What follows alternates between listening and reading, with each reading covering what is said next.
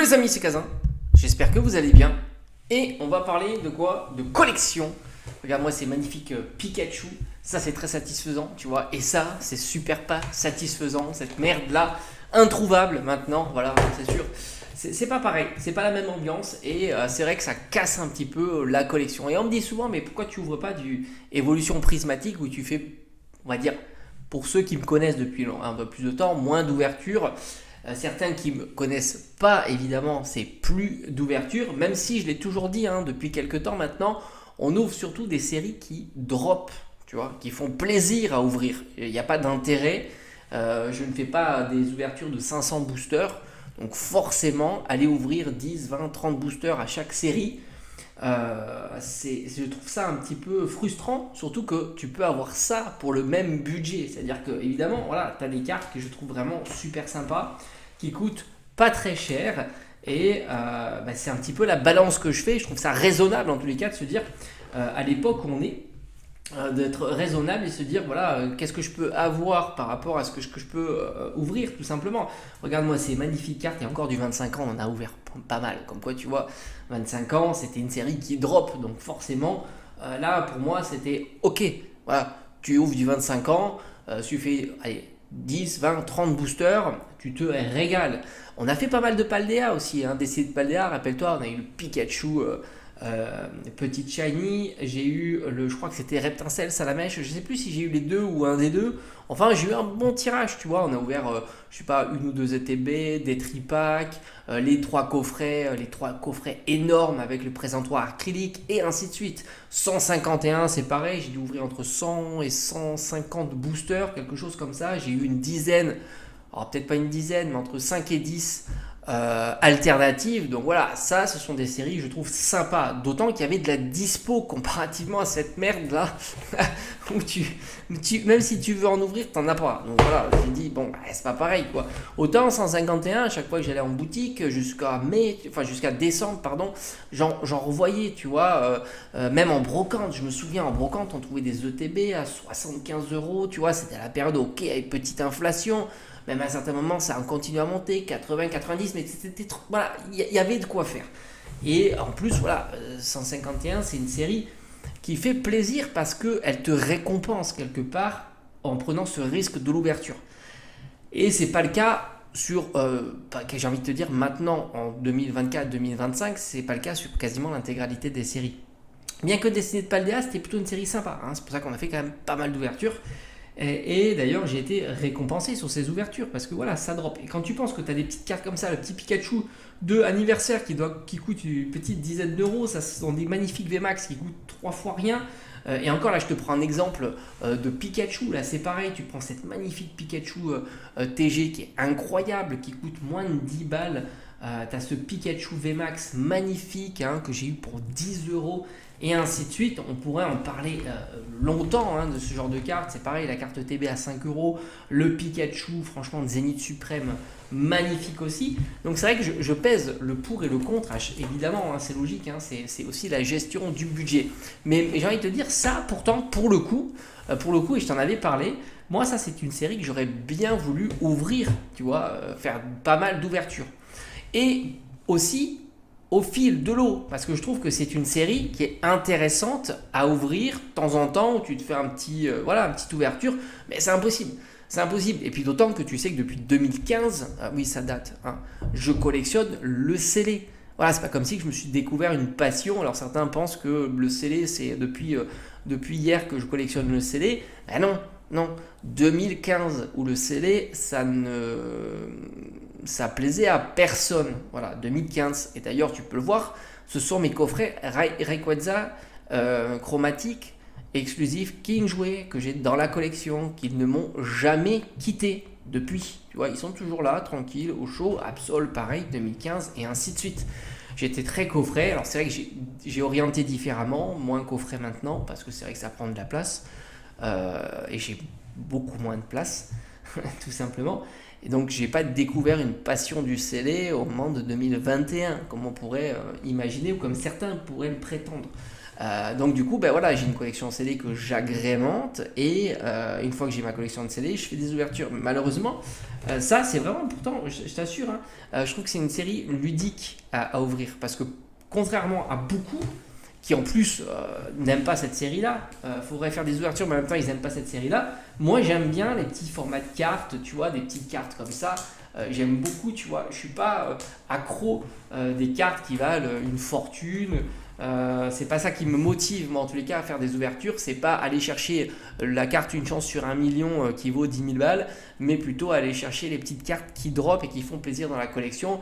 Bon, là je te montre une carte promo, mais moi j'adore ces petites cartes holo, j'adore les cartes Pokéball, Master Ball, et ça drop. Et il y en a beaucoup en plus que je collectionne, hein, les évolutions et ainsi de suite. Donc c'est pour ça que pour moi, évolution prismatique, c'est une série que j'aurais bien ouverte sur la chaîne. Alors, je désespère pas, parce que je vais régulièrement en boutique, hein, pour flâner un petit peu, et je me dis pourquoi pas un jour tomber sur un petit tripack comme ça. Mais c'est vrai que j'aime bien, tu vois, et d'ailleurs c'est ce que je fais aussi ma collection CD, acheter pas d'un coup, tu vois. Et avec Prismatic, t'es obligé d'acheter d'un coup, presque de faire le stock, et j'aurais dû y aller vendredi. Quand c'est sorti, au moins dans mon carrefour à côté de chez moi, parce qu'ils en avaient déjà et que j'aurais eu l'opportunité d'en avoir. Je pense pas qu'il y avait trop de monde dans mon carrefour en tous les cas. Donc voilà, je regrette un petit peu dans le sens où ça m'aurait permis d'en avoir un peu plus pour faire quelques petites ouvertures de temps en temps, parce que je trouve que c'est très sympa. Et puis en même temps, là tu es sur un item qui vaut pas 20 euros, tu vois, c'est ça aussi le souci. C'était sur des séries qui ont déjà fait un up, c'est-à-dire que tu prendrais cet item-là juste en échange, sans même avoir le vendre, bah, tu peux. Alors, tu prends, si tu as des vides-greniers à côté de chez toi où tu as des professionnels qui font de l'achat, revente de cartes et ainsi de suite, mais ça, tu viens avec ça, bah, ils te filent une tonne de cartes, hein, parce qu'ils savent très bien la valeur réelle de cet item, et tu reviens avec un paquet de cartes comme ça, avec des petites Zolos, des petites TG, des petites GG, voire même des AR et ainsi de suite, quoi, tu vois, c'est ça qui est fou, quoi. C'est ça qui est fou, et c'est pour ça que cette balance-là, elle n'est pas du tout évidente. D'ailleurs, il y a une petite carte que j'aimerais bien récupérer, c'est le Pikachu, rappelle-toi, qui est dans la valisette étincelle déferlante. Ça, putain, c'est une carte que j'aimerais trop avoir. Ça, petit Pikachu V magnifique qui vaut 3 fois rien. Bon, je parle pas des terras cristallisées, celle-ci, je crois qu'elle a une petite cote qui est un petit peu différente. Mais d'habitude, des petits machins comme ça vaut pas très très cher. Donc c'est pour ça que je trouve assez. Regarde-moi ça. Oh là là, regarde-moi cette page. Ça, c'est beau, tu vois. Ça, c'est les petites cartes vide-grenier. Ça, j'avais acheté un pro, hein, 1 euro. Voilà, ça, voilà, typiquement, ça, c'est un pro. Hein. Je te raconte pas des blagues. C'est une carte que j'ai achetée 1 euro. Et quelqu'un qui s'y connaît, tu vois. Et bien, franchement, ça me régale, tu vois. Ça me régale. Avec le petit Pikachu ici, magnifique. En plus, c'est une aide 1, tu vois. Enfin, franchement, c'est la régalade. Et tu viens avec ça, je t'assure que tu repars avec une carte de fou. Donc, c'est vrai que c'est complexe. C'est complexe. Regarde-moi celle-ci, la petite carte promo de Pokéball. Magnifique. Magnifique. Donc, c'est vrai que c'est complexe. Même si, ouais, je t'avoue que j'aurais bien ouvert quelques boosters supplémentaires. Là, c'est pareil. On est là avec les évolutions, etc. Mais tu vois, même sur Evo Céleste, regarde, toutes ces petites cartes VMAX, elles valent quasiment rien. Le Rayquaza, le Nymphali, le Mantali. Alors peut-être que ça va augmenter un petit peu parce qu'il y a un peu d'euphorie, hein, sur les terras cristallisés. Je me rappelle, j'avais trouvé cette carte-là, je sais plus si c'est vide-grenier ou pas, mais ça a coûté 10 balles, quoi. Tu te dis, c'est pas possible. Magnifique Suicune V, incroyable, quoi. Incroyable. D'autant que on va se reconnecter sur. Tout ça, c'est des cartes que j'ai eues soit sur le net, soit sur un vide-grenier, mais pour 3 fois rien. C'est vraiment hallucinant. Pour reparler de 8.5, c'est qu'en plus, pour moi, je suis assez convaincu, et on verra si je me trompe ou pas, que malgré tout, ça sera une série, même s'il y a du stock, machin, etc., hein, tu vois, si ça revient, etc., je suis persuadé que ça sera une série qui sera excessivement ouverte en box break. Et par conséquent, je pense que ça va. Le box. Enfin, il y a beaucoup, hein, qui font de box break. Hein, je pense qu'on est tous d'accord pour le reconnaître. Et sans avis positif ou négatif. Hein. Moi, je suis là pour observer. Hein, je ne vais pas commencer à. J'ai aucun problème avec ceux qui font les box break, qui achètent plus cher, etc. Chacun fait comme il veut. Mais évidemment, il y a une grosse alimentation, il y a une grosse demande qui évidemment soutient. Et je pense que Évolution Prismatique, c'est une série exceptionnelle pour le box break. Donc par conséquent, même si demain il y avait du stock, etc., ça partira. Ça partira vite parce que si tu es on va dire dans le game box break, tu as tout intérêt, mais vraiment tout intérêt à évidemment faire des box breaks quand c'est la série tendance, mais ça va plus l'être bientôt, puisqu'après il y a les autres séries, et puis c'est comme ça, les box breaks tu le vois, un coup c'est les séries chinoises qui sortent, un coup c'est les séries japonaises, un coup c'est les séries françaises, et ainsi de suite, ça tourne comme ça. Malgré tout, la demande elle monte, elle descend, elle monte, elle descend. Et ça va remonter après.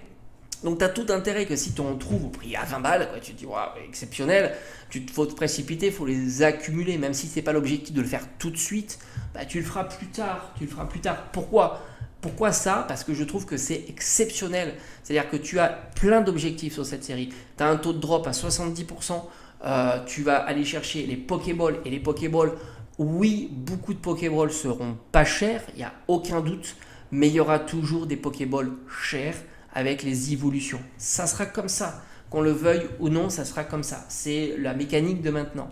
Et les Master Balls, ça sera encore pire. C'est-à-dire que oui, il y aura certainement des Master Balls pas chers, mais les Master Balls évolution seront toujours chers. Et puis là, du coup, tu as une déclinaison. Tu as une chance sur 3, une chance sur 20, et ainsi de suite. Et après, tu as le Graal, la SAR.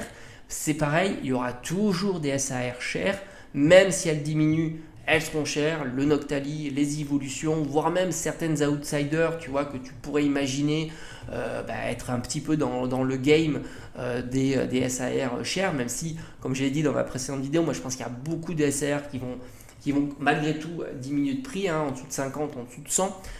On en voit d'ailleurs se ranger comme ça en dessous des 100 et en dessous des 50 euros. Mais voilà. Et puis il y a le Pikachu Gold qui est lunaire chez nous. Pikachu Gold, pour donner un exemple, on est à 200, 150, 200 euros, on va dire, il fluctue. En allemand par exemple il est je crois à 50 ou 60 euros, enfin en tous les cas il n'est pas à ces prix là, beaucoup moins cher, et nous on est vraiment, voilà, les prix des cartes sont toujours stratosphériques, donc évidemment la série ça, et puis il y a le God Pack qui est lunaire aussi. Imagine-toi si, allez, le Noctali, même si, admettons, même si Noctali se casse la figure, 500 euros plus les évolutions, allez, même à 100 balles, tu as un booster qui va tutoyer les 1500, 2000 euros. Enfin, c'est énorme. Voilà, c'est énorme. C'est énorme. Donc c'est pour ça que, évidemment, et puis j'imagine pas les évolutions à 100 balles. C'est un exemple qui est mauvais. Je les vois plutôt à 200 euros, vraiment au bas du bas, plus le Noctali allez, à 700, 600, 800. Enfin bon, bref, on n'est pas là pour faire des pronostics de prix, on va se planter. Mais en tous les cas, le booster sera toujours lunaire, tu vois. Et ça, pour un booster aussi récent, aussi peu cher, permettre d'avoir un truc lunaire comme ça, c'est quand même exceptionnel. Et puis tu as le Baby God Pack. Le Baby God Pack, 3 SAR. Enfin voilà. Donc j'imagine pas que cette série-là puisse s'essouffler, je dis bien attention, dans le game du box break. Autant quand tu fais de l'ouverture perso, comme j'ai dit, soit t'en fais de temps en temps, tu te dis, allez, c'est comme tu vois, t'es un petit peu joueur, tu vois, c'est un petit peu ton tirage de loto, ton petit grattage qui te dit, bon, là, petit frisson, essaie de choper un God Pack. Et si tu arrives à avoir le prix retail, mais après voilà, alors que dans un show, en live, etc., le contexte est complètement différent. Donc voilà, j'imagine bien que ça, c'est une série qui est vraiment complexe. Vraiment, vraiment complexe. On verra si je me trompe. Mais voilà, je trouve que c'est une série qui est particulière. Et je te parle même pas quand on fait de l'ouverture. Là, on parle de tripack, coffret, on va dire, basique. Après, c'est pas pareil. On va rentrer dans le game de la folie. Ça veut dire le TB. Et là, on est au-delà de ce qu'on imagine. Le TB, c'est zinzin, quoi. C'est-à-dire que tu imagines pas le TB en dessous des 150-200 euros, quoi, quand ça sort, ce qui est lunaire.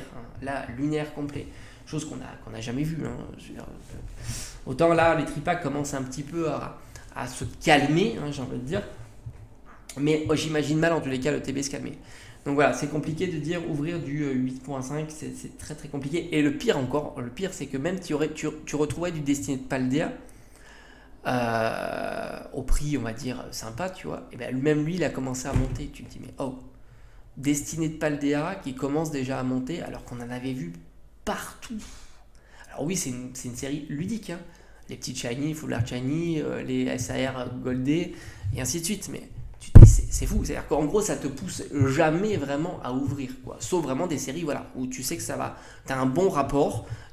Il est toujours négatif, le rapport. Moi, j'avais toujours dit 50%, c'est plutôt pas si mal.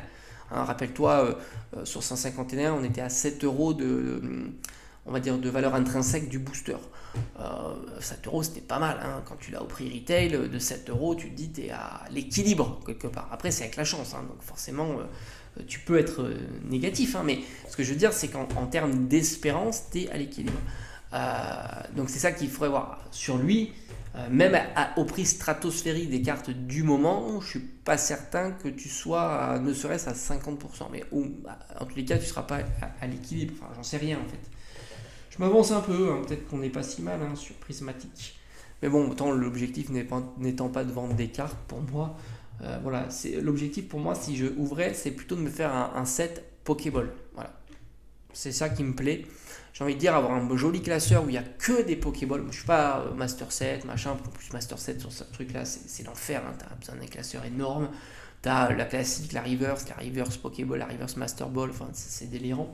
Mais tu vois, un beau classeur avec des Pokéballs, je trouve ça plutôt cool. Donc oui, j'aurais bien voulu. Alors déjà, il faut gérer le budget. Hein, on n'est pas budget limité, mais j'aurais bien fait quelques petites ouvertures supplémentaires. Mais je priorise ma collection en CD, évidemment. Et puis le fait que cet item-là, il ne vaut pas 20 balles. C'est ça le problème. C'est ça le grand souci. Et que l'objectif étant des Pokéballs, autant les acheter directement. À 90% sont plutôt bon marché, quoi. Je pourrais échanger un coffret comme ça sans trop de difficultés contre beaucoup de Pokéballs. Allez, à bientôt.